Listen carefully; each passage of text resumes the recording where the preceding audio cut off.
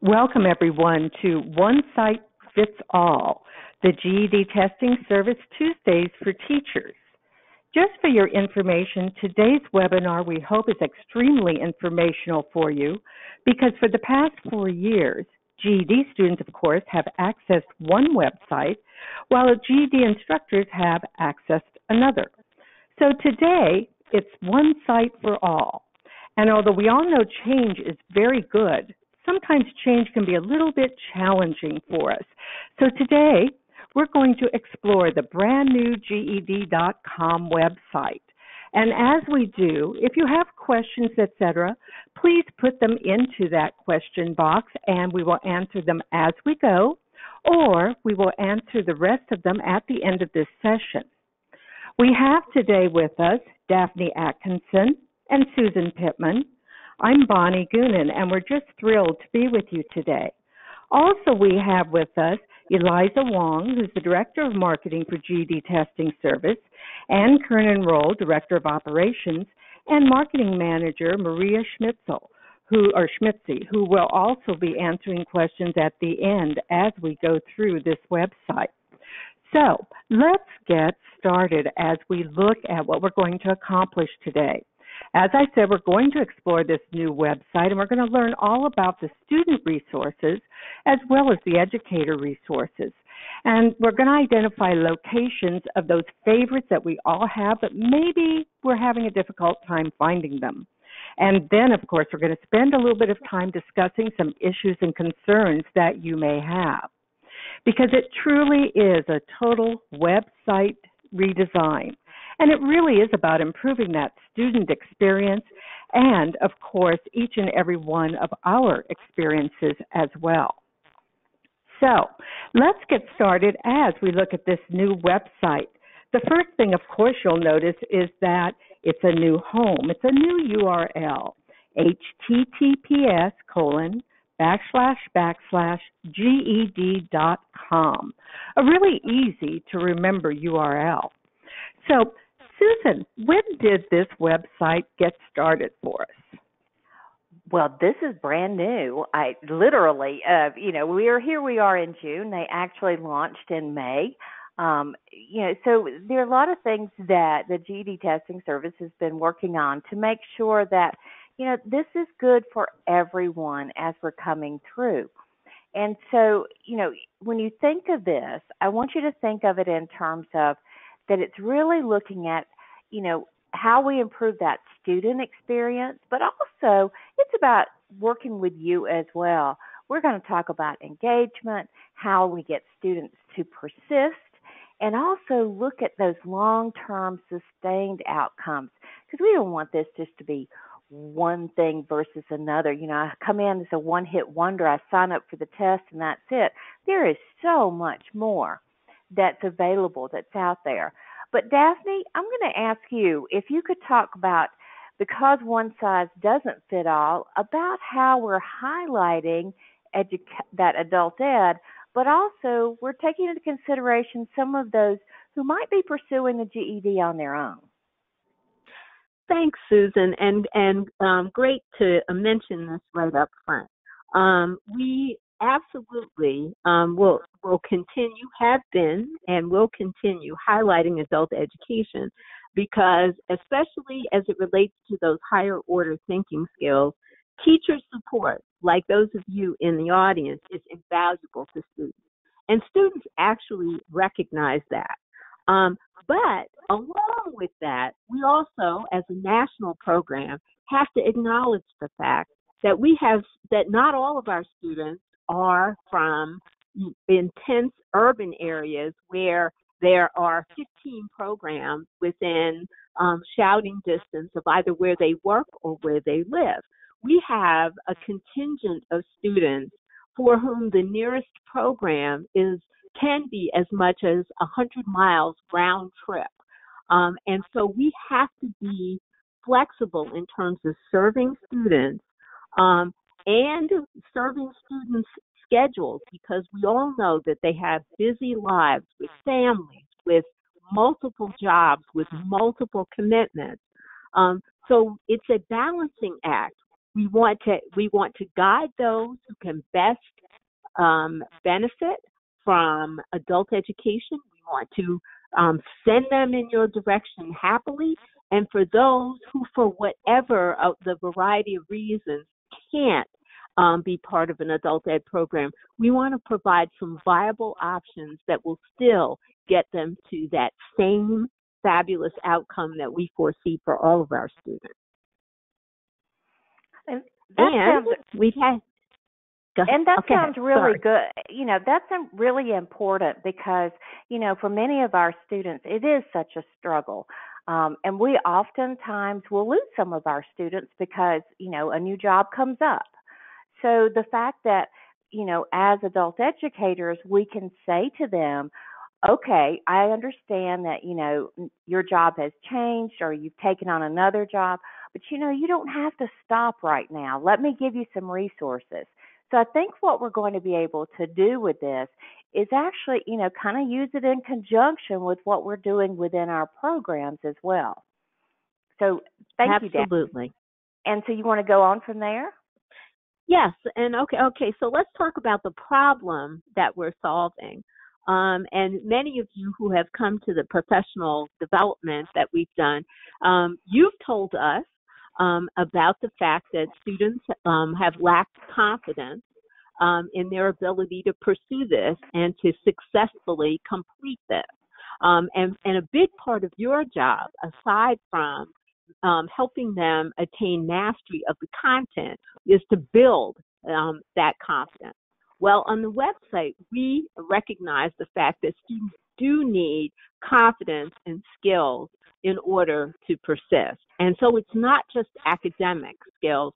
There are also behavioral skills that they need to acquire in order to be able to persist. The focus of the website is to be able to deliver to students, no matter whatever stage they're at, what's needed to keep them moving forward. And so we have things like, you know, they need action guidance. Okay, so what it is that they need to do to earn a GED, to go from talking about it to actually actively pursuing it. And they need behavioral guidance, you know, to help them. If they've already made this choice, how can we help them do what it is that they've already decided that they want to do? So, Susan,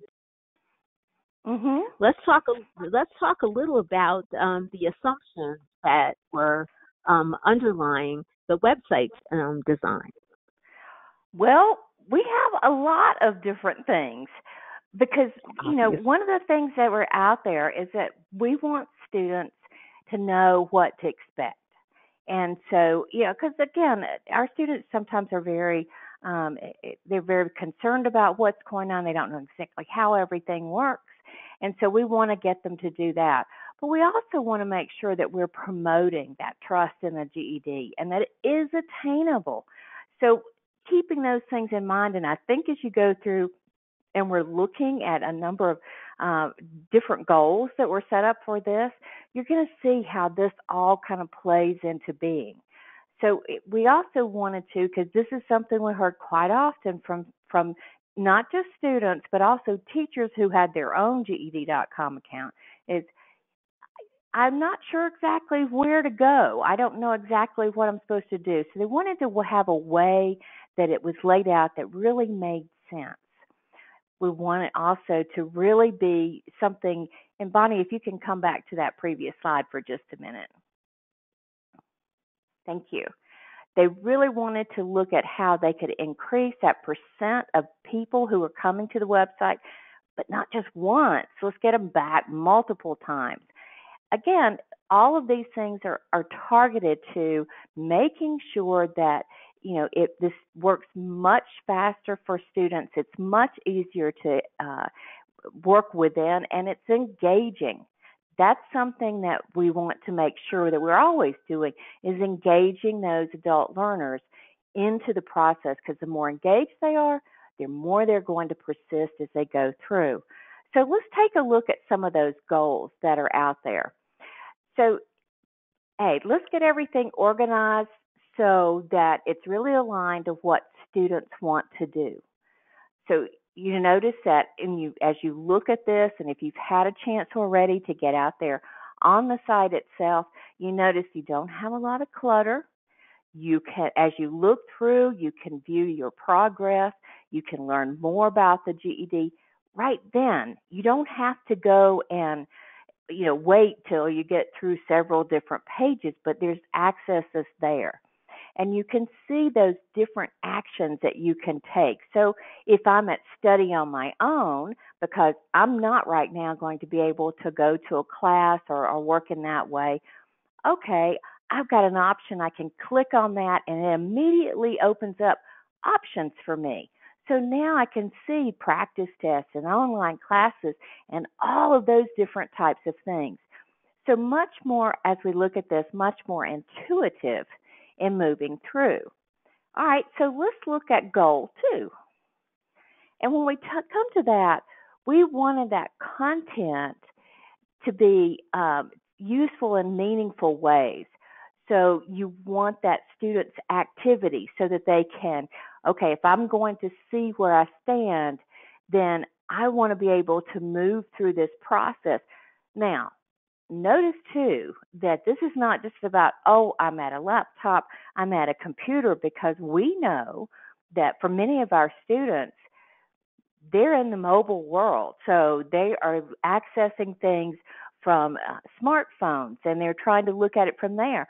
So when you do that, the way this is set up, it's actually very easy to, and I guess the best term there is mobile friendly, so that you can stay in it and you can just keep right on moving with it. Plus, I really like the fact that they're prep options. So they have an opportunity to go through and do some sample problems, and then they have, what can I do as a result of that? So again, I know for many of us who've been around for a little while, using the mobile phone this way is one thing. But Bonnie, I think you can attest to how using a smartphone works for especially our younger generation. You know, it really does. Try to do high school geometry on a handheld along with your 16-year-old grandson.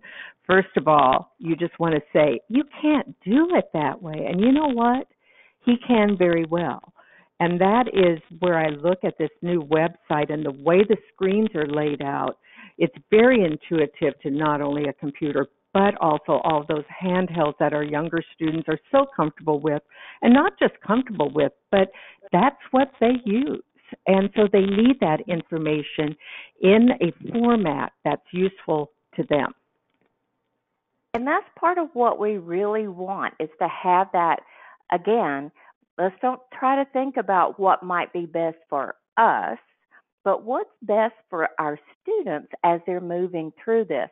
And that range of students that we have, from those who are very young all the way up to those who are more, we'll call it mature, as we're going through. So let's look at goal 3. And that's about our students and their expectations. So, what we're trying to do is they go through and look at things so that it's telling students what to expect. So there are different steps within that process, very clearly laid out as they move through. And they get information about that test as soon as they sign up.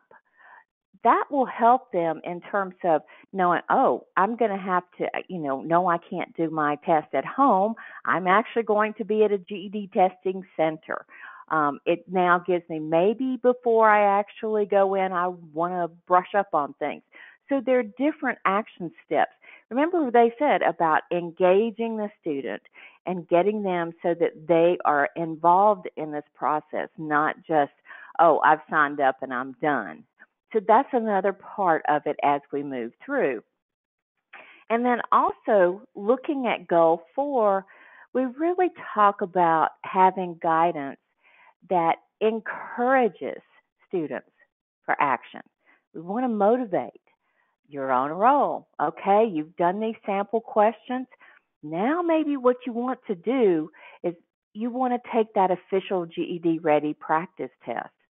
And from there, you can go and schedule the GED test, but you're giving them things that they can do as they're moving through this. And they see those different preparation products as they move through, if that's something that they want. But I really like this "you're on a roll," so that they're seeing that positive reinforcement coming again and again, which is so important for our adult learners. And then last but not least, it's, you know, it's time to modernize a little. You want to modernize, you want to personalize. And it's nice when you go into a site and it knows your name. You're already signed in. Okay.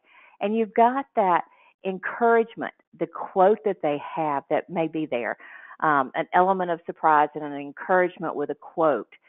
So, from Teddy Roosevelt looking at "believe you can and you're halfway there." We may not think about those things, but that positive reinforcement makes a difference. And again, students want to know, well, where am I in this process? And so you have that opportunity for them to say and show progress as they're moving through. That's something that in the classroom we do with students, and here we do it as well when we're talking about working within the site itself. So, having said that, Bonnie, you want to talk a little bit about the fact that, wow, there's some free practice questions. Susan, there's lots of things for students to look at and to access. And you're right, there are free practice questions. Students can find classes, they can study on their own, they can schedule a test. And what I really like about this is the information, the amount of text on the page is minimal. So they can see everything immediately. Such as you said, let me go ahead and see if I can get some free practice questions. It tells me right up front the subject areas, the number of questions, and again, it gives me a great resource to do it all at my fingertips. And there again, it's a less cluttered screen, and that's really important with not only the smallness of computers and the iPads and the mobile phones, but also for our students when they want to find something quickly. The other thing that I love, and this came out some time ago, are the different ways of those sample questions looking. So here again, it's the same information that they do have on the test, but it's just such a pleasant presentation, very easily read. Again, the kinds of questions that students are going to face when they take the actual GED test, and all of these things free for our students to access very easily from one website. So great information, and again, a great way for our students to proceed as they go through this new website. The other thing that you had talked about previously, Susan, is here again how they can go in and they can even schedule tests. But of course, before they schedule a test, maybe they need to have some additional assistance.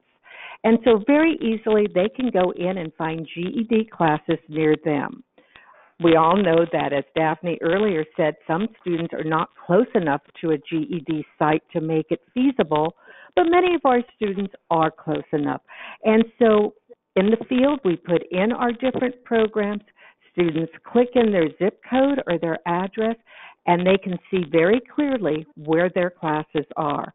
What an easy route to go rather than, looking in, I'm not sure, Susan, there's even phone books that our students can access. But sometimes it's even difficult when we go through some of the search engines to find exactly where are these classes. So this is a great route to not only support our adult ed centers, but to give students an easy route to access those sites with not only address, phone numbers, but again, showing on a map and directions. What a wonderful resource for our students on this new site. And then, of course, last but not least, being able to study that schedule guide and having all of that information there if traditional teachers and classes aren't either available Or we all know that we do have some students who they like to just study on their own. I think of many of our Generation X students who that really is the way they like to study, as opposed to our millennials and boomers who really enjoy that classroom atmosphere where they can be in small groups, they can share, etc. Different learning styles, different types of studying styles, again, all of those are available for our students. But if they are studying on their own, you'll notice that there are a number of tabs for students to look at. Not only the study guides and the practice test, but also some online classes and online prep materials, and of course, many, many more resources. So Bonnie, before you go on, I just want to make sure that I say to everybody who is listening in and participating in the webinar that some of these tools that you're about to talk about in the Study on Your Own tab, we also know that sometimes the time that students actually spend in your classroom aren't really sufficient to help them develop the full range of skills they're going to need to be successful. So keep in mind, these very same tools that Bonnie's about to talk about can be used in conjunction with your curriculum in your program. So I just wanted to add that note, but, please, let's dive into the study guide. And that's so true, Daphne. Hopefully, most of you have already accessed the study guides because not only are they accessible via the internet, but you can also download them in a text format. And they're absolutely marvelous because they have so much information in them, but it's almost like the Cliff Note version. And I love the fact that on the top it says you don't need to know everything. Because there again, if you want to see how close you are to passing, that GED Ready practice test will do it. But what I love about these study guides is the aspect it does give students that overarching theme of what the language arts test is going to look like, what kinds of areas are going to be covered, what specific skills, what question types. Same way with the other three areas. And as an instructor, it's a great route to go as a review as well, to make sure that after you've taught these areas, before your students go to take the GED Ready, do they have these skills? Are those the kinds of things that your curriculum has covered? Because there again, it's a wonderful, very quick review process. So, last but not least, again, we look at a few more study guides. And Daphne, give us an idea about these, because earlier you did say we do have students who sometimes are so far away they can't get to traditional classes, or maybe they want to do more. What other resources does GED Testing Service have for them to use? Well, obviously, you want to make the GED Ready the kind of capstone of, a study, a programmed study or study done on one's own. It's a litmus test. It's going to tell you reliably whether you're ready for the rigors of the real thing, the operating test. One of the things that the research that we did over the last little while was that students wanted more questions to practice on. And that led to the advent of GED Flash, which is now available for all subject areas. And the math was released first, and we had some wonderful anecdotes in terms of students using it and actually seeing it as a fully engaging project. And for those of you who haven't had a chance to experience GED Flash, one of the great things about it, it's not just practice questions with this is the right answer, these are the wrong answers. There's actually a breakdown so that students can understand how to get to the right answer. So the underlying why the answer is right that we've been spending time in our pre-PD appearances talking about is actually addressed in this product. What's great about it is it's practice builds confidence, as all of you know as instructors. And with this product, students get access to about 6,000 questions. It doesn't get better than that if you want to practice.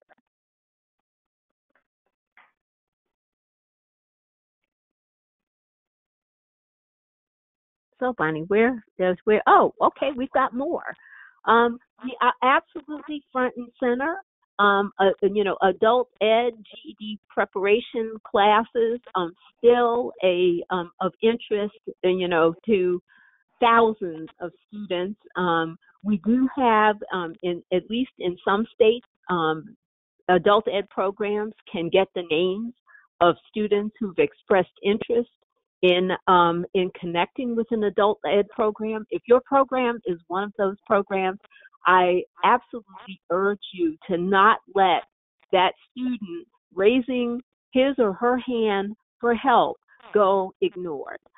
Because, they have told us that they see the value in adult ed.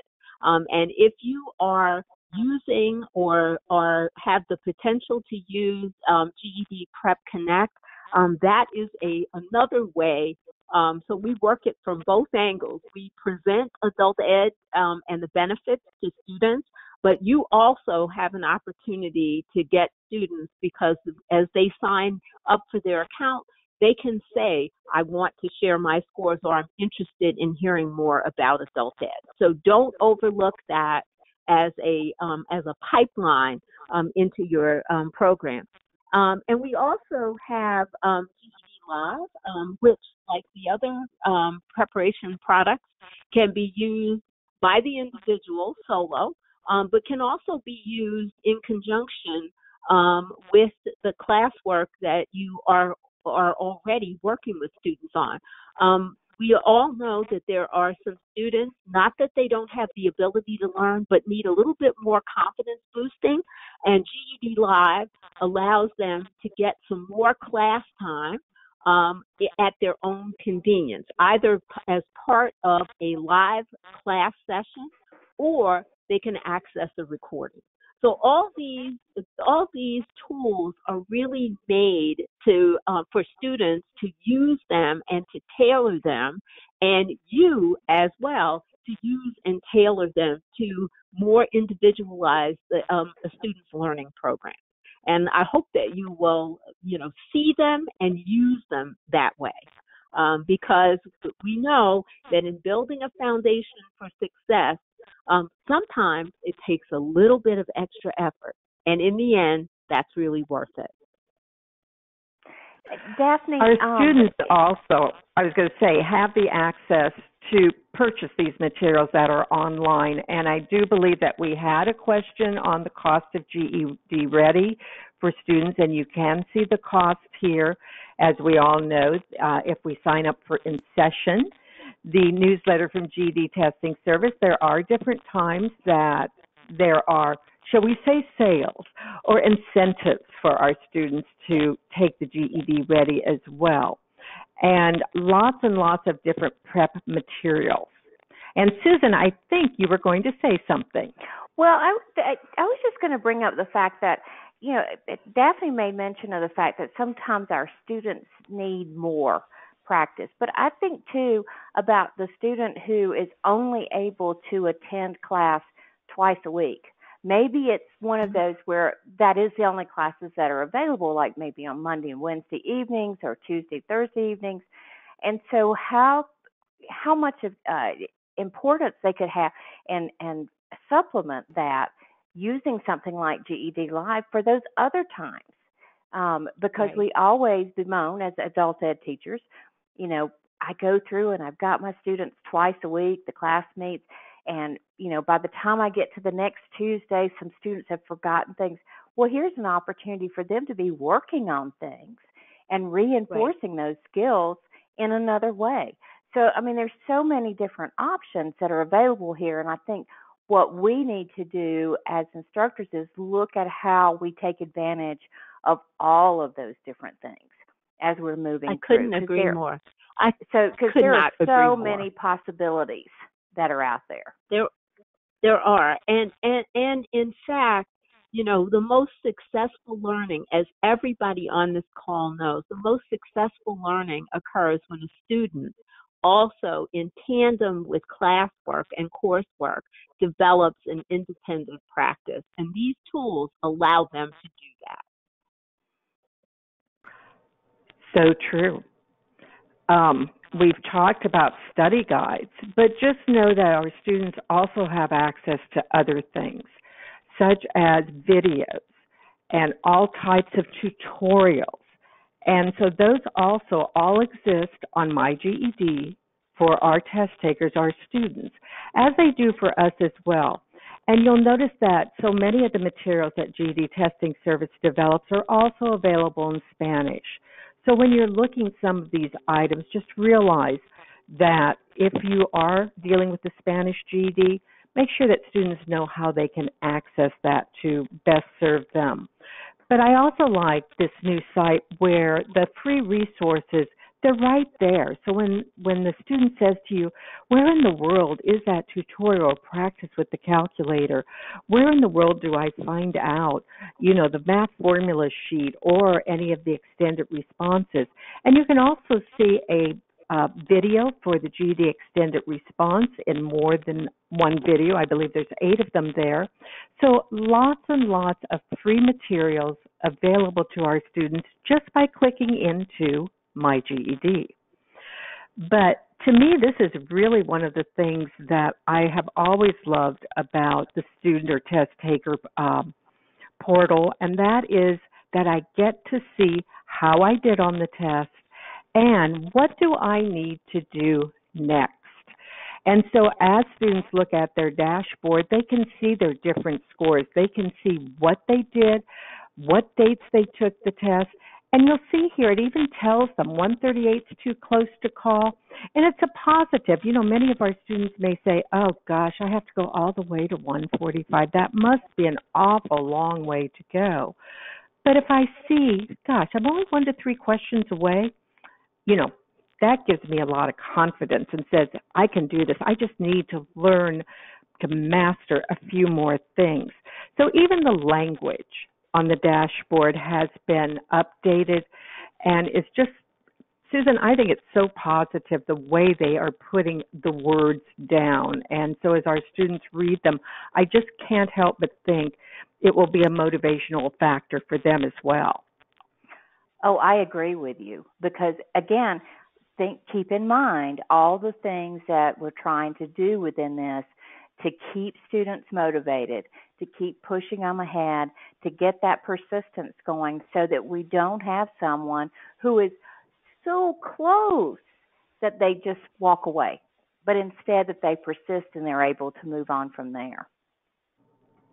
Very true. And the other thing that I really like about as you're looking at the dashboard and the scores for the test takers is you'll notice that there is both, again, the official operational test as well as the GED official practice test. But when students click on the view results, because they really want to know a little bit more, what you'll notice first as we look at how can I score higher is not only does it have, again, the resource of the kinds of text they use, but also the language has been redone. So the language of how can I score higher and what my score means provides language that our students truly understand. I don't know if any of you checked some of the language previously, but it was very educational ease, and oftentimes those objectives were extremely lengthy. In the new My GED, you'll notice that the objectives, the skills that they either got correct or missed, mastered, or need to master a little more, are much more student-friendly. And I've heard more teachers already say, oh, I really like this. My students read it through and they actually understand, I need to do better on Pythagorean theorem, that old a squared plus b squared equals c squared, and I understand, rather than having, gosh, Susan, I think it was a couple sentences previously. And again, we want our students to know, to understand. So the revised score report has a really user-friendly interface. I really like what they've done there too. Well, But we have Susan, a we've couple. talked about my GED. How about Yeah. educators? But before we go to educators, there's a couple of questions that have come in, and I think we need to stop here and talk to some of those and talk about some of the things that are here. One other thing is that a lot of people out there, you're trying to access the handouts and how we go about that. So after we finish up the presentation itself, before we go into some questions, I think, Bonnie, what we'll do is we'll walk through that process itself so that they can see how to actually download the handouts, because I know for a lot of people that's really something that concerns them. But I have a couple questions from Michelle, who is working behind bars. And so, and I'm going to direct this over to Daphne. Her question is this information available on a printout? Because, of course, in prison, their students can't access the information online. Okay, and I am going to actually go. We have three of my colleagues on the phone with us today, Anne, Eliza, and Maria. And I'm going to ask Maria, how easy will it be for folks to print some of this text for the correctional environment that does not have an internet connection? So Maria? Hi everyone, this is Maria. So information that is available to a student post-login, I'm actually going to refer that to Anne Kernan-Roll on the line because she's a little bit more of an expert on the student experience after someone has an account. For resources that are available pre-login, we have a lot that's available in our educators and admin section. Including the study guides and other free classroom resources that are available. So when we get to a point where we go through that educators and admin section, I'm happy to point out a few of those resources that are free for them. Okay. But as far as if you're working in a facility, Anne, is that so? If a student they're in a correctional facility, and so the access to the internet, they don't have it for students. Can those, their whole information about their results and everything be printed?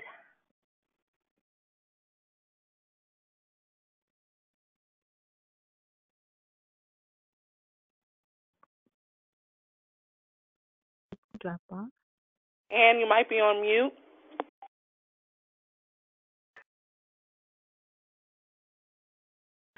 I was on mute. This is Anne. I was saying brilliant things too. Well, now you get to repeat those brilliant things for us. So, well, I hope I can recreate the moment. But here we go. So within GED.com, there's certainly the ability to print out the score report, both for the GED Ready test, the practice test, and for any GED test that they have taken. So that's a really quick way to identify what areas they still need to master. It can even be tied to potentially some of the books or programs that you're using so that you can even get, like a section by section study guide for what areas of the study materials people need to focus on. There's also the option to download and print as PDFs some of the resources like the study guides.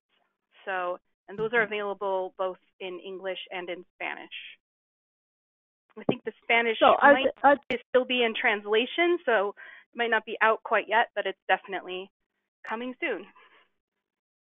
So, Anne, for some of the key pages, is there a printer-friendly button that would allow for a web page to be pre-printed so that they could be distributed to students? Well, you can certainly, in the most common popular browsers, like, for example, Chrome, in the upper very right-hand corner, there's usually a couple of dots that give you a drop-down menu, and that allows you to print the page that you're on, and you can print it, save it as a PDF, print it however you want. So, and that'll print out the entire page. Sometimes people make screenshots, but then you have to paste them together. So it's a lot better to have the web browser itself help you print it out. It'll give you the whole page. That would be perfect. Thank you, Okay, Anne. and then, Anne, I need to ask you another question, and this particular one comes from Jay, and he says, when a student takes a GED Ready more than once, it's not easy to find both scores. So that is changing, though.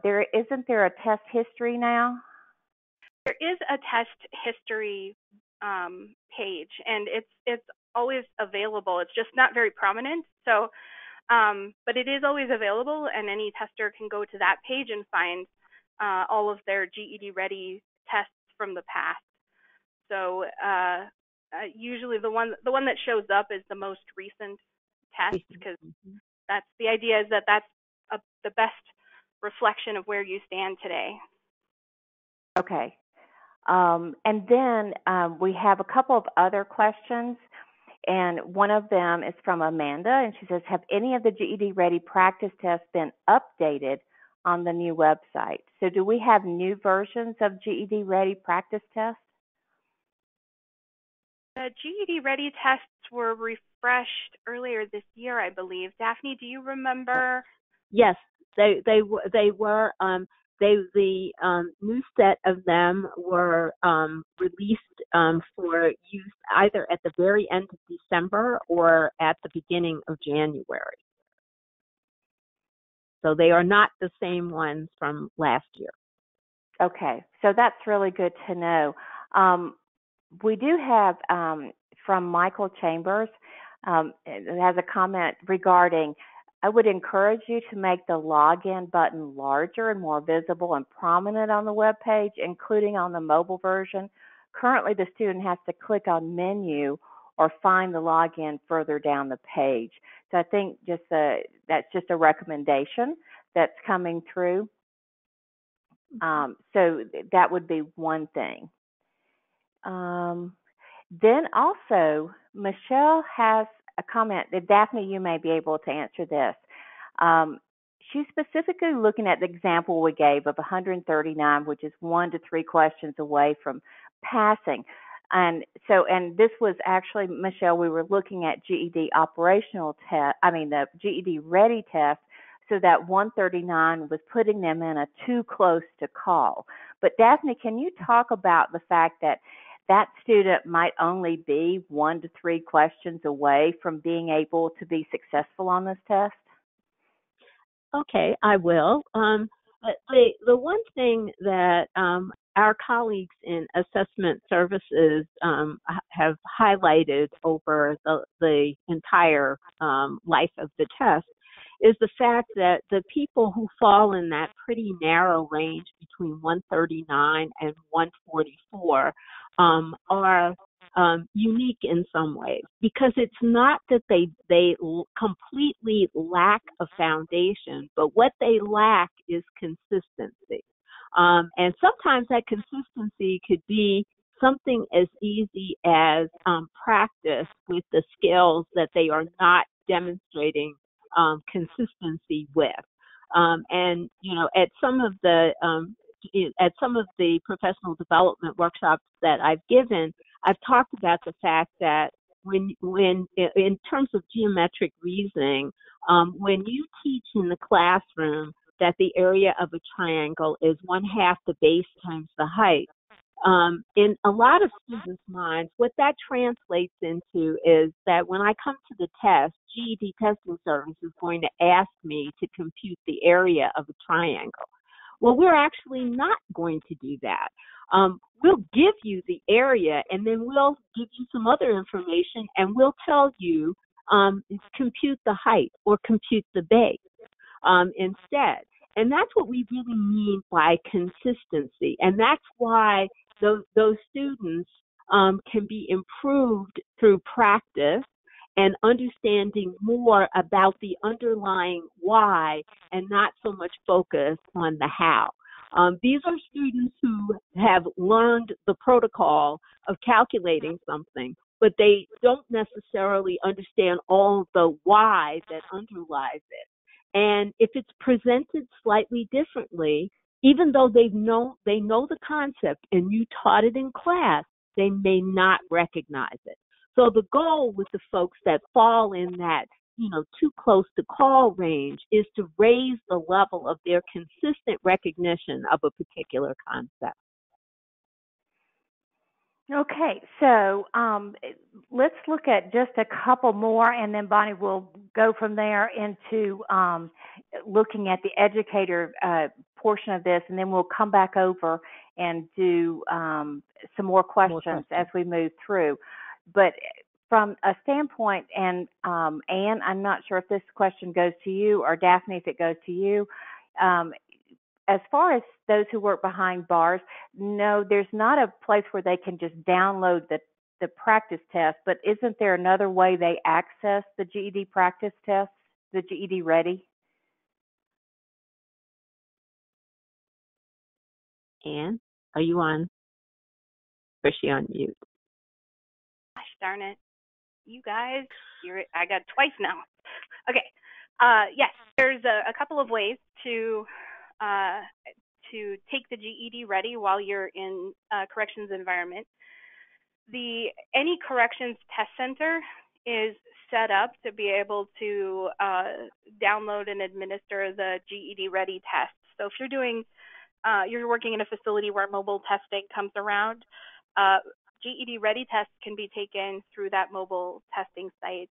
Your regular GED, test center labs, those can also be set up for delivering the GED Ready test. We do have a rather unique product, which is an offline ready test, and it involves basically using computers that are not connected to the internet ever and installing instances of the GED Ready via a flash drive. So it's a little bit more tricky to get set up and running, but it's certainly available for those who have computers but don't have access to the internet. Okay, then what we'll do is at the very end, Michelle, you'll have access to a number of different where you can ask further questions, and it may be that for your specific institution, you'll need to identify some different ways that can work, and that also depends on state versus federal, local, county facilities. Everybody has different rules of what can be done, but there are a number of different options that are out there. So we'll make sure that we highlight some of that information before.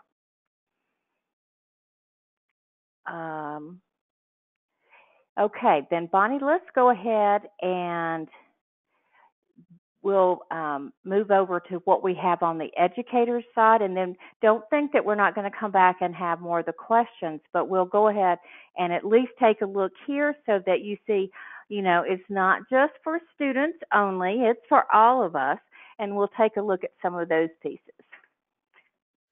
Okay, Susan, that sounds great. Some wonderful questions. Because this is one website, you do need to know, because this is the first thing when Susan and I looked at it, we go, okay, there's this log in. I've never had to log in.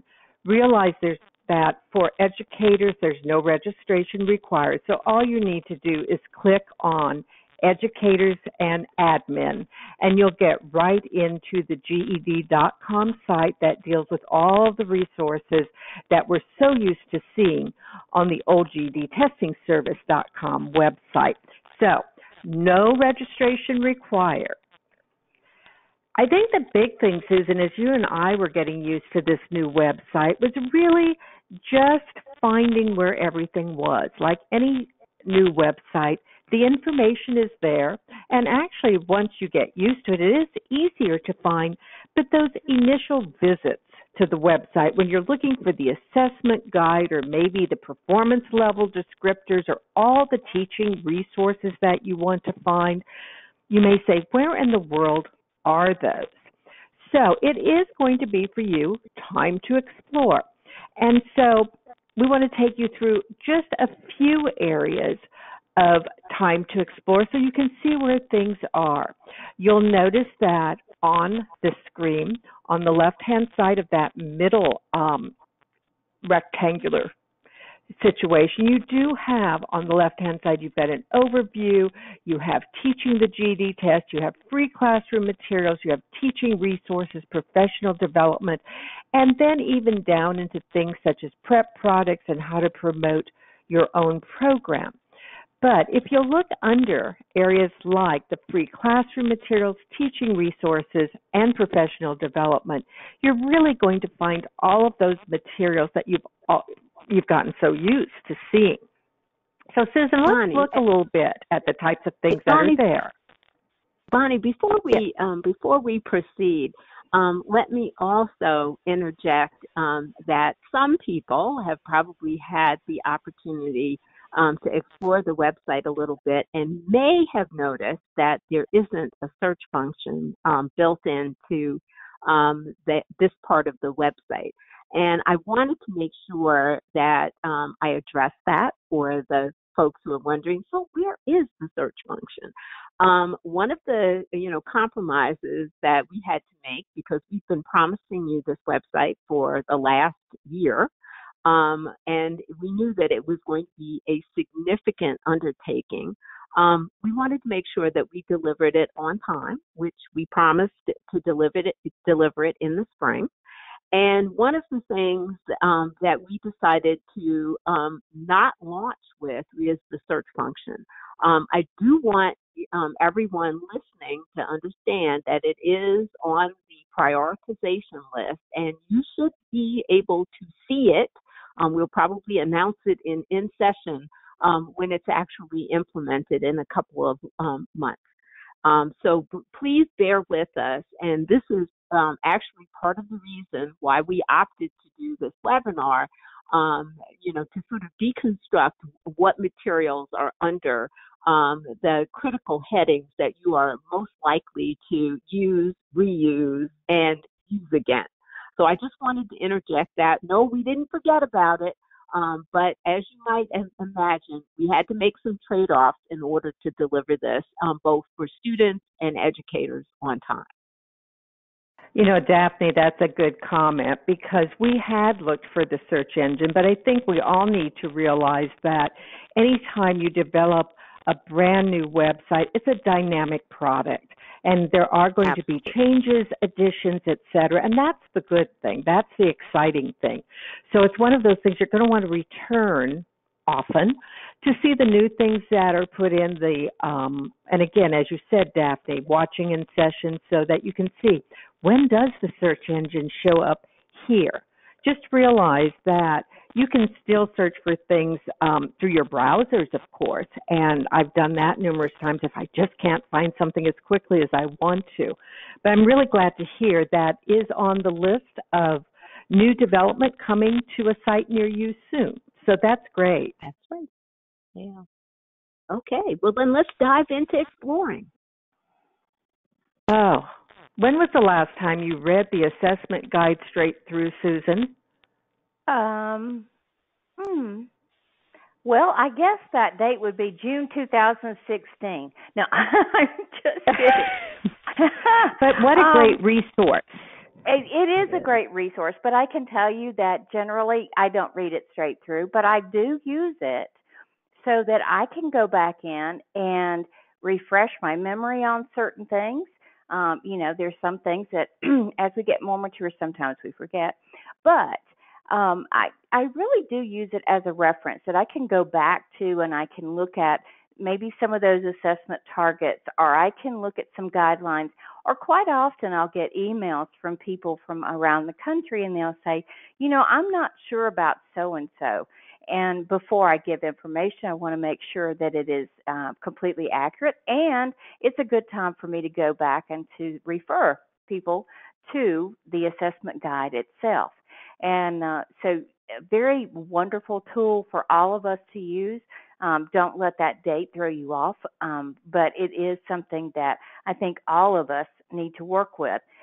But there's something else that I think is really important as well. And there was a comment in one of the questions a little bit earlier about how we need that translation of that more technical language.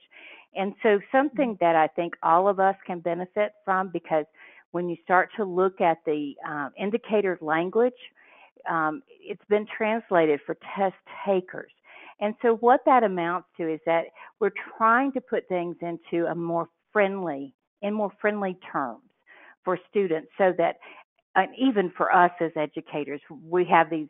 If you take a look at the existing thing, that R.2.7, we have the fancy language, the technical language for educators, and it has all those different things. But then what does that really mean for the test taker? And that indicator language, that's the type of language they're going to see on their score report, not the fancy dancy technical, but the down-to-earth language in those different areas of where they may be having difficulty, things they may want to continue to work and to build. So this is something that you can go in and you can access, and I highly recommend that you do this for your own resources to actually have this available. But the other thing, Bonnie, that we have, and you and I always joke about the PLDs and calling them the stuff to teach. This really does drill down into those different performance levels. And so earlier when Daphne was talking about the student who on a GED Ready scores at like 139, or maybe they take an operational test and they score at 139, I think it's important as teachers that we really understand what these 4 performance levels are really indicating about what students can do. But beyond that, they also tell us what we can do and the areas that we can work to help students move to that next level. And, you know, one of the things that I think is so amazing out there is how many students we have that are scoring at that higher point of the high school equivalency. They're right at GED College Ready, or they're even going into the College Ready scores. And we haven't even been focusing our instruction at that level. But I think it's important as teachers that we access those, and as you go into the website, you find them for each one of the different areas. You find that they're in Spanish as well as in English, and it really is about what skills are demonstrated at each of those levels, and also what needs to be developed. So those below passing that 139, then we need to look at what we can do to move them into those upper ranges.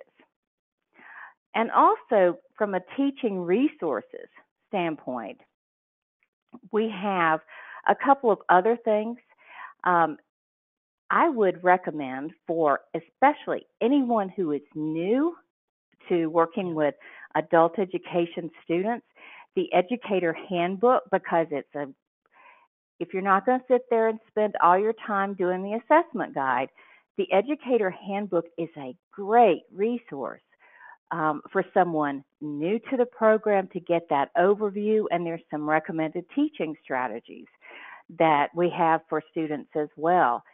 And we also have those high impact indicators. And notice those, again, English and Spanish as well.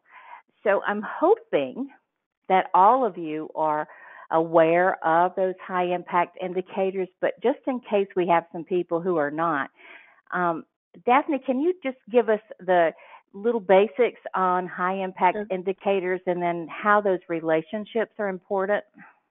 Yep. The high impact indicators are those skills that are really cut across all the content areas, that if a student can develop those, they can deploy them not just in mathematical reasoning, but in science and social studies and RLA. And they absolutely demonstrate the interconnectedness of skills across the content areas. Students are very fond of putting skills in silos. I use this in math, I use this in science, but those higher order thinking skills that the test is designed to measure all of those skills are present in virtually every content area. And that also, as instructors and as program directors, this also gives you some leverage because adult students are not going to give us a lot of time. And so a skill that you may focus on developing in reasoning through language arts is also usable in science and social studies. And that's what the high impact indicators relationship indicates. And it also gives you a framework for getting students to extend those skills into other areas. So that's the Cliff Notes version. You want to know these. If you want to know the long version, we have that for you too. But I think this is really important for, we always joke, as I know Bonnie and I, as we were out doing training, we would always ask, how many of you have students who want their GED yesterday? And that so often was the case when Daphne says they don't want to give us a lot of time. They really kind of want to take us back in time and, let's just stuff it all in there. But for those of us in the classroom, those high impact indicators and seeing those relationships can make a huge difference in working with this. There is one question that has popped in, and Daphne, I'm going to ask you to answer it at this point because we are talking content here before we go into some other things. Yep. We have a question about, can you confirm that there are no longer short answer questions on the science GED test, even though, and so somebody has already read the assessment guide for educators science? Well, that is correct.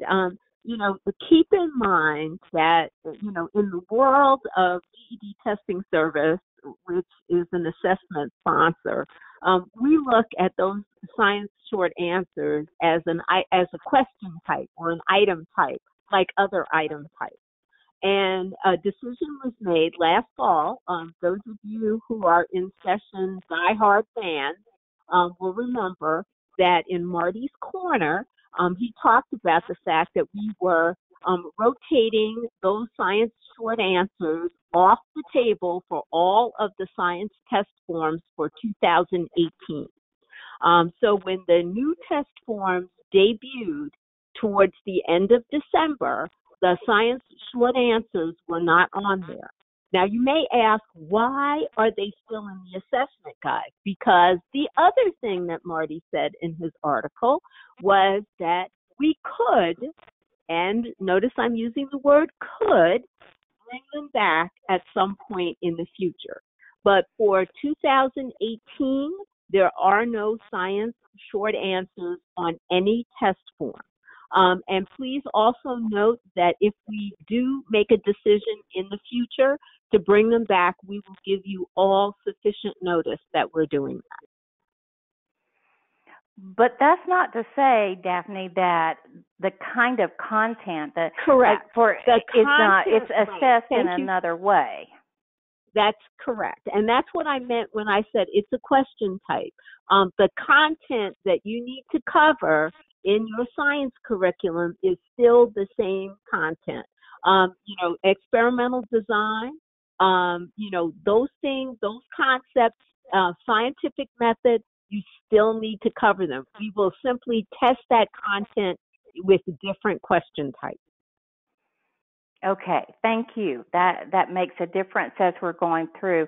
And, just to keep in mind that it's a good thing to have students writing, whether they're going to have a question that they have to write, like the short answer. But I've always believed, and I know Bonnie has talked about this as well, that any time we can give students an opportunity to express themselves in writing, so much the better. And so there's no reason why we can't use some of those types of questions to make sure that students do understand scientific inquiry, that they understand what a hypothesis is and how you would go about that process of proving or disproving that something was true or not. So, those are the kinds of things that we can do just because it's not assessed right now, and that question type doesn't mean that it wouldn't be of value to our students. Really. But we have a I mean, few it's other like things. it's like we say that that writing should be a part of any curriculum, any subject, all the time. Absolutely, because the more we get them to write, the better writers they become. And so Yes. those are things that we want to make sure we do. Now, for those of you who maybe this is your first webinar, or maybe you every now and then have a chance to join in on these, then keep in mind that yes, on the site you still have access to the Tuesdays for Teachers webinars. Um, and you can go in and listen to those. There are materials that you can download, and you can go back through the archives. And so those materials are still there. We want to make sure people access them. Or maybe you have a teacher in your program, a new person in your program who comes in and says, well, yeah, I'm not really sure about certain areas. Check and see if there are some of those webinars that would be beneficial for that new kid on the block who's just getting started in adult education. And then we've mentioned it, and I think Daphne has said this 10 times now, but I'm not sure. Just kidding, Daphne. But we also have In Session. And if you have not yet registered for In Session, it's something that you need to do as soon as possible. Monthly newsletter, easy sign up. It really is about things that are of interest to you as an adult educator.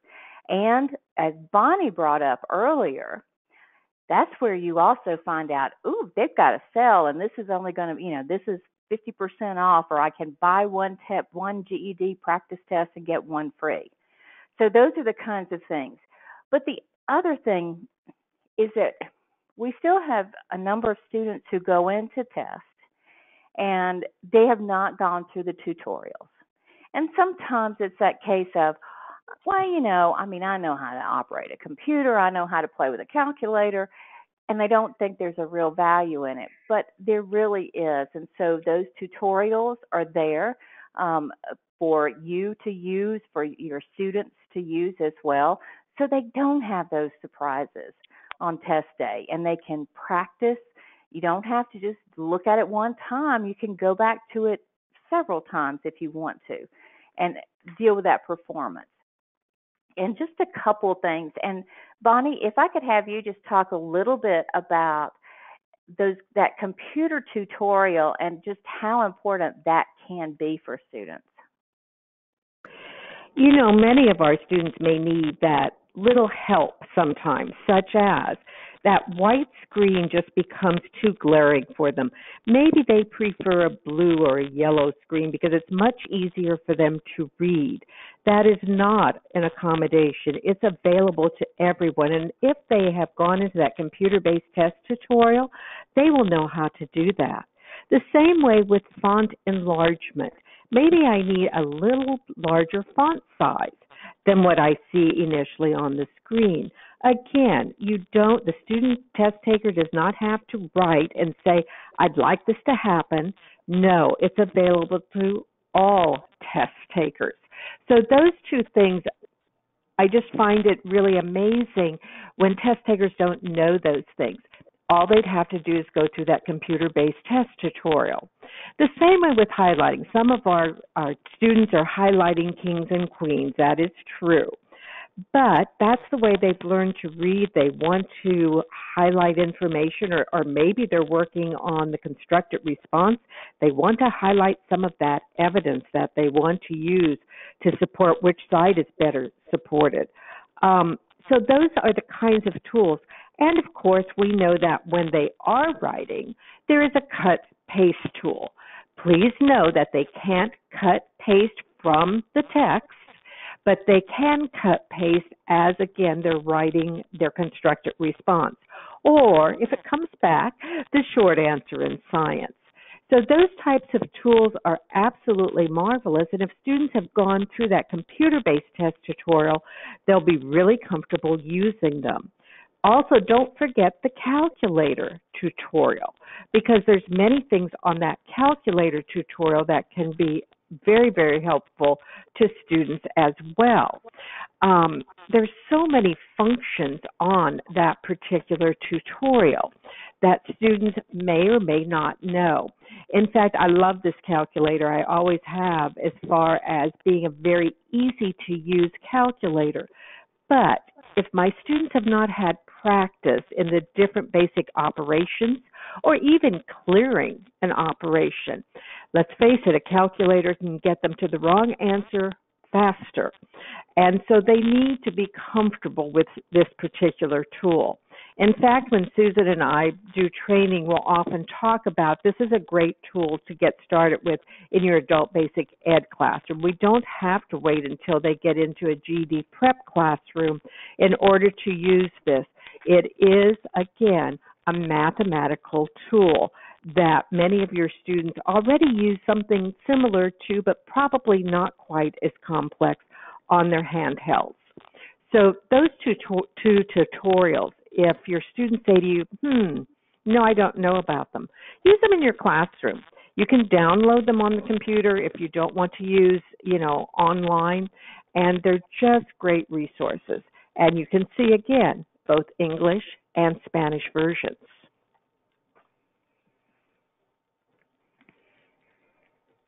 Okay, and we also have a couple of things that, and I'm going to go ahead and we'll use this particular quote because this is the goal from the GED testing service, is to build the educated and employed communities of tomorrow.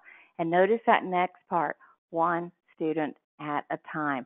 Whether that student is in our classes or they're using the website or they're doing some online programs as well. We want them to be able to do all of that. And Bonnie, I'm going to ask you if you could possibly go to the web and pull up the actual website for just a moment. Okay.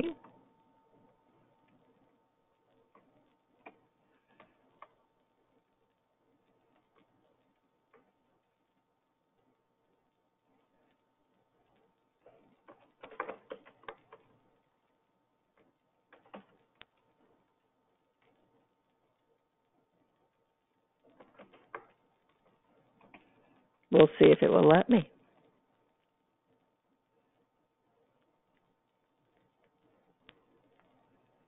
I think, yeah, you should be able to pull a new tab up. If you go, just pull a new tab in. Yep. And here we are live. Okay. With a login, which I don't need to use. I want you to go into educators and admins because we had a couple questions that have come in, and so I just want to, on the live screen, be able to show you where some things are. And so as we're looking at this, if Bonnie pulls over to let's see if you can open it up all the way. There you go. I just needed a little bit so my screen would see that nice little scroll button. Okay. So if we take a look over on the left-hand side, notice up at the top you've got GED Program Overview, and you have a number of different things there. But if you go into that next little box, this is Top Resources, Professional Development Training. And Bonnie, I'm going to have you click on that if you would. And for those of you, because we had several questions come in at the same time, and you notice in the middle there it says Webinar Trainings, Learn More. And Bonnie's going to click on that. And there's a thing for the Tuesdays for Teachers webinar series. So if you've missed something, then you can come back in. Notice right now you actually have go back up into that narrative that was up there if you don't mind. Because one of the things you need to be aware of is that as you look at that first part, there may be something for you to register for a new one. If you just keep scrolling down as Bonnie was doing, then you're going to see these nice big boxes. And that first one there, graphic organizers, powerful tools for the classroom. You can watch it. You can download the presentation, you can download the workbook, and there's even a certificate that's included there. Now, the really nice thing within all of this is that this is when you can go back and do some of these. And we will have the recording and everything for this webinar will be up very shortly. So usually they have it up. Daphne, correct me if I'm wrong, but it's 2 to 3 days. Yeah. So they'll have the recording itself, the archive, and there's all kinds of things that are included here. So you can go through and access all of these different things. How do I display that from GED Science? You've got inequalities. You've got math functions. We could just keep going on and on and on. But there are a lot of different things that are included in here. So keep that in mind as one of the resources that you'll want to do. The other one,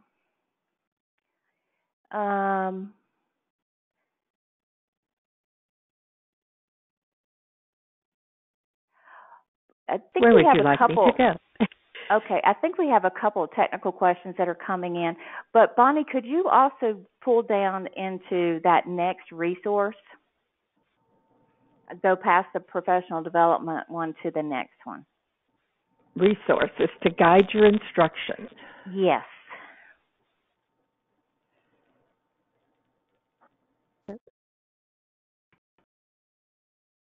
And notice here that we have skills students need to pass. That's where your PLDs are located. We mentioned that educator handbook, the high impact indicators, all of those different things are included. Very easy to find these different things. So make sure that you go in and you take a look at these different pieces. They're all available to you as you move through. Now remember, you're going to sign in or log in the way Bonnie did, and all you're going to do is just educators and admins and click on the button. That's all you have to do. Remember, no registration or login required. Right. You don't have to log in unless you're coming in on the student side of the house. And so that you really would, it's very good if you will go through that process as well so that you're familiar with what your students are doing. But just for educators and admins, you don't need to do that. One last thing, Bonnie, if you don't mind, could you just click on one of the handouts there, please? Which one would you like me to click on? Let's just do the handout, the second one. Oh, in our handout on our dashboard for the webinar itself. One of our yes, over to the side. Yes. Oh no, not that one. We have people who have trouble downloading the actual handouts from today's webinar.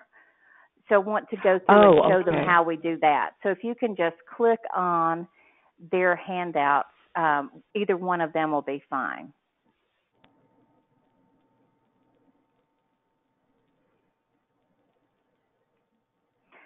This is what all of you who were talking a little while ago, this is what you're seeing as you go through and it downloads. Take a look up at the top in the right-hand corner. If you look across the top, it says PowerPoint Presentations 1/51, and then you've got 3 symbols.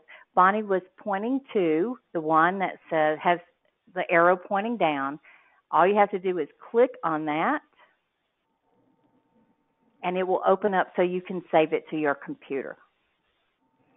So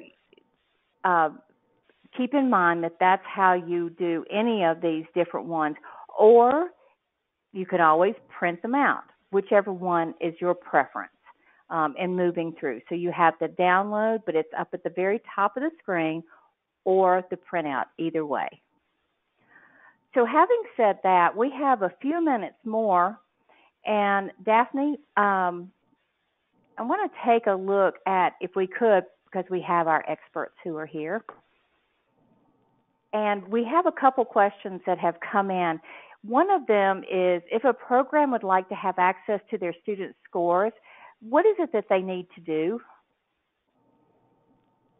Okay, well, someone in your program likely has a GED manager login, but there's another option that I'm going to ask Anne to talk about.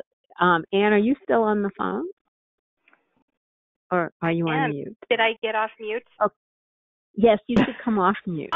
So Excellent. that you should come off mute so that we can talk about the options for accessing student scores. And I was just saying that there are two options. Somebody at the program has authorization to access scores through GED Manager, but there's also the in some jurisdictions there's also the Adult Ed View. So I'm going to ask you to talk about that. Yeah, so depending on the state that you're in and what that state allows in terms of access to student records, the answers can be a little bit different. So we have the GED Prep Connect program, which allows the students to voluntarily associate themselves with your program. And then on the other side of that, that allows your program or organization to basically advertise, your programs and also view the students who have decided to share their information with you. In other states, the adult education, infrastructure is just as embedded in the state's education program, and the administrators in those states have granted educators and their programs access to student data. But I suspect if you were in one of those states, you wouldn't ask the question. So Prep Connect is your best option. And then there are features within GED Manager that allow you to view the testers who've shared their data with you, and also filter for some of their activity, like who may have taken a test in the last week, things like that. Thank you, Anne. Okay, we have a couple of other questions that are coming through, and I know that, Anne, you have been answering some of the questions for different people as we're going through. So Kate had asked, you said, educators can click to get in. Why is there a login option? Just keep in mind that, remember, this site is serving both functions, students as well as educators and administrators.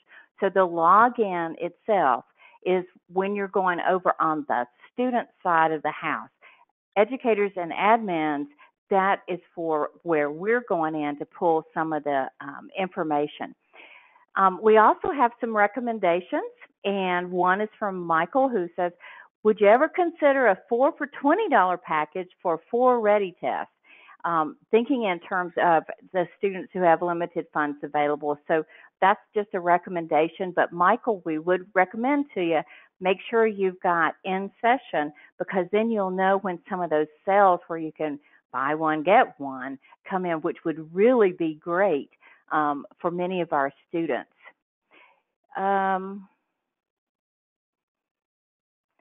Let's see if we have another one down here. Okay, we have a person who has mentioned the in-session blog. Daphne, can you talk about what we mean by the in-session blog? Well, we have some regular. It is. I actually am going to have to reach over, to my colleagues in marketing and in operations to talk about the structure behind that and why it's called that. So, Anne, do you want to take this, or Eliza, do you want to take this? Hi, this is Eliza. I can jump in on this one. So we do have the in-session blog posted online. So that is within the educators and admin section in the program overview, and you can find all of the most recent in-session articles on the website and available online whenever you want. As well, I know Bonnie and Susan have been encouraging all of you to sign up for the monthly in-session e-newsletter. You can sign up for that within the educators and admins section of the site as well. If you scroll down to the bottom of any of the pages, you can sign up with your email address, and then you'll get emailed each month a summary of all of those monthly articles, which again, once you click through on it, you'll be able to read them within that in-session section within the website. Thanks, Eliza.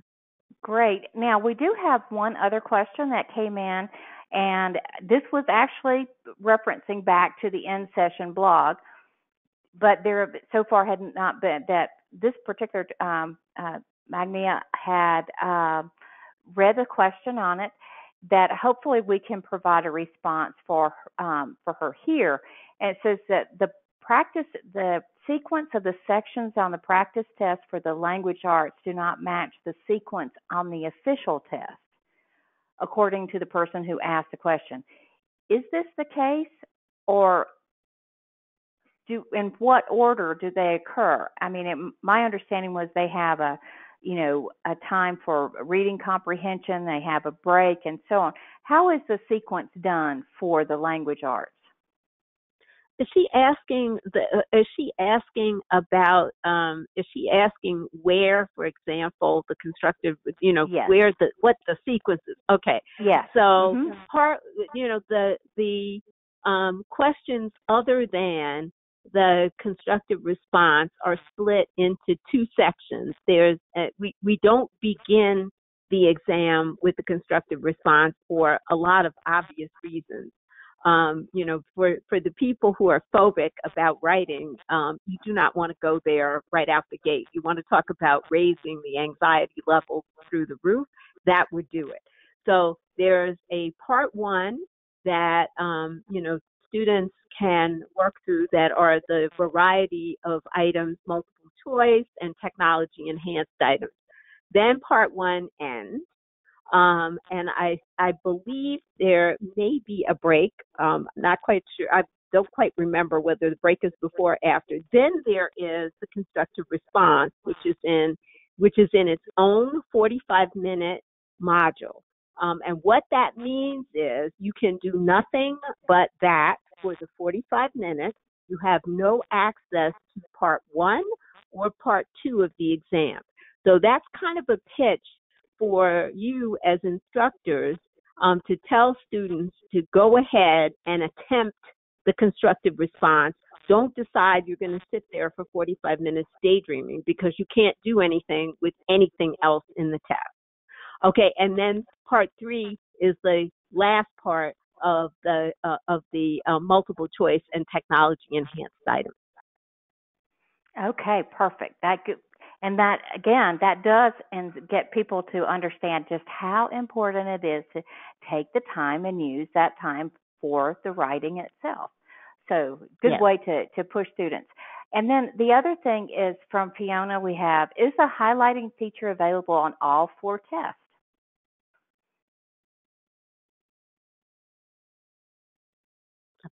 Daphne, you want to take that one? I'm good. I believe so. I actually, that's a good one. I know because I do a lot of the RLA workshops. I know it is there. But Anne, do you have an answer for that? Oh man, I was hoping you were going to know for sure. I think it's available on every. Well, I think it is too. I think it's available, but we can confirm that for sure. But my understanding is that it's available on all of the tests.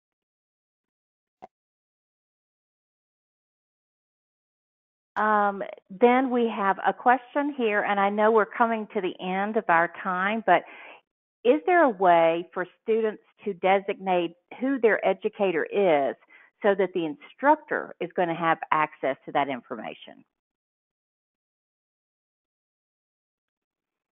So isn't that one way that teachers can have access to their students' scores? So currently the GED Prep Connect works by basically the students designating like affiliation with a particular program, and then it is up to the programs themselves to determine which teachers or administrators have access to the student records, but anyone who's associated with that program can see all of the testers that are in that program. So we don't have teachers named by name. We have the ability for them to associate themselves with the whole program. Okay, that's really good to know as we're going through this. And also from Cynthia and Daphne, I know you can answer this. Hello, does this session come with a certificate that is printable? Yes. Yes, it does. If you notice when we were over in the website itself where you saw certificate, download certificate, so you'll be able to do that as well. From a technical question, we have Karen who has made a comment that local classes search is working on Chrome but getting error messages on Firefox. Is there anything that our educators need to know about that? I'm going to have to defer that to my technology colleagues. Okay. So that's something that I apologize. Would you repeat the question again? I was trying to type and answer somebody else's questions. These are great questions. No, that's no problem. Go ahead. It's about finding what Karen is finding is that the local classes search works in Chrome, but if she's over in Firefox, it's getting an error message. Oh, that's good to know. We will have to take a look at that. Okay, then that's something that we can do. We will have all of these questions, if there's any follow-up that we need to do within some of these. I want to thank everybody for such a wonderful job that you have done today in asking great questions. We take all of those questions, so we have an archive of those to make sure that we're getting information out that everybody knows. But I just want to thank all of you for being with us today. And also, I'm going to hand it back off to Bonnie and then Daphne to close us out for this afternoon. So, Bonnie? Sure, thank you. On behalf of Susan, Daphne, myself, and our guest presenters, Eliza, Ann, and Maria, thank you so much for being with us today. Daphne?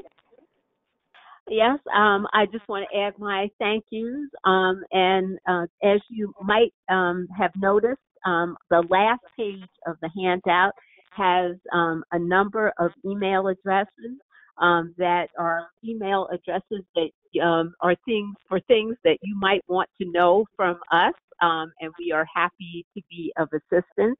So don't hesitate to reach out on these emails. These are monitored email boxes. I know for sure because I get the ones that are coming in my direction get to me very quickly. So don't hesitate, to utilize them to get information.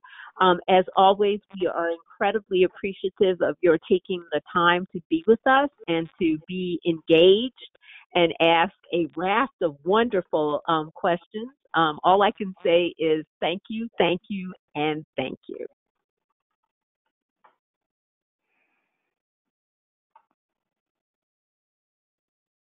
And with that, we will close out for the day. We will close out for the day.